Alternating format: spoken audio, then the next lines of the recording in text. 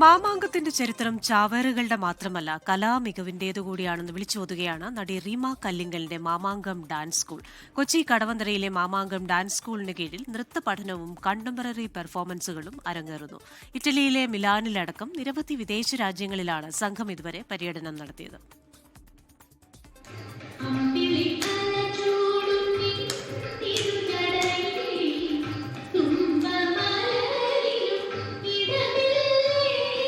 കഥക്കും ഭരതനാട്യവും അടക്കമുള്ള ക്ലാസിക്കൽ നൃത്തരൂപങ്ങൾക്ക് പുറമെ ഉത്തരാധുനിക നൃത്ത പരീക്ഷണങ്ങളിലേക്ക് കൂടി ചുവടുവയ്ക്കുകയാണ് മാമാങ്കം ഡാൻസ് സ്കൂൾ.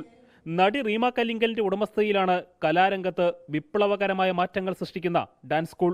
ഒരു അഭിനേത്രി എന്നതിനപ്പുറം തന്നിലെ നർത്തകിയെ കണ്ടെത്തുകയാണ് റീമ. ഇവിടെ ഭരതനാട്യം ക്ലാസ്സസ് ഉണ്ട്, കഥക് ക്ലാസ്സസ് ഉണ്ട്, ഹിപ്പ് ഹോപ്പ് ഉണ്ട്, നമ്മളിപ്പോൾ കളരി സ്റ്റാർട്ട് ചെയ്യുന്നുണ്ട്.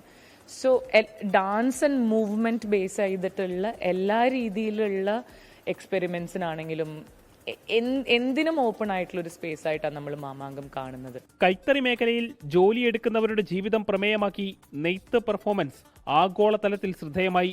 ബാഗ്ദാദിലും മോസ്കോയിലും മിലാനിലുമടക്കം നിരവധി രാജ്യങ്ങളിൽ മാമാങ്കത്തിന്റെ പെർഫോമൻസ് ഇതിനകം തന്നെ ശ്രദ്ധയാകർഷിച്ചു കഴിഞ്ഞു.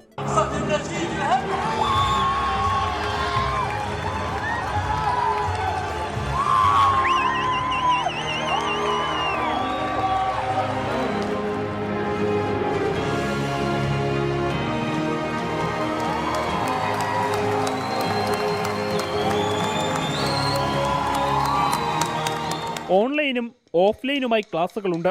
അതിനു പുറമെ സംഘാംഗങ്ങളുടെ പെർഫോമൻസും. കേരളത്തിന്റെ തനത് ശൈലിയിൽ നിന്ന് മോഡേൺ നൃത്തരൂപങ്ങൾക്ക് ജന്മം നൽകുകയാണ് മാമാങ്കത്തിന്റെ ലക്ഷ്യം. 24 കൊച്ചി. ലോകത്തെവിടെയായാലും ഏത് സമയത്തും 24 വാർത്തകളും ഓഗ്മെന്റഡ് റിയാലിറ്റി പാക്കേജുകളും എക്സ്പ്ലെയിനറുകളും വിശദമായി കാണാൻ ഞങ്ങളുടെ യൂട്യൂബ് ചാനൽ നിങ്ങൾക്ക് സബ്സ്ക്രൈബ് ചെയ്യാം.